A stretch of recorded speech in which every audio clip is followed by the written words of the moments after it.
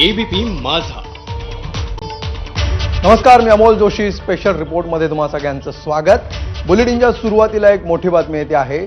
जालन्यामध्ये पशुधन दगावलेल्या शेतकऱ्यांना मदतीचं वाटप सुरू करण्यात आलंय.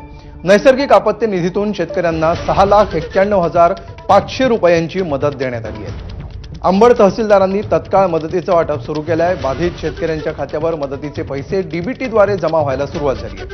जालन्याच्या अंबडमध्ये अतिवृष्टीमुळे एकूण 22 जनावरं दगावली आहेत.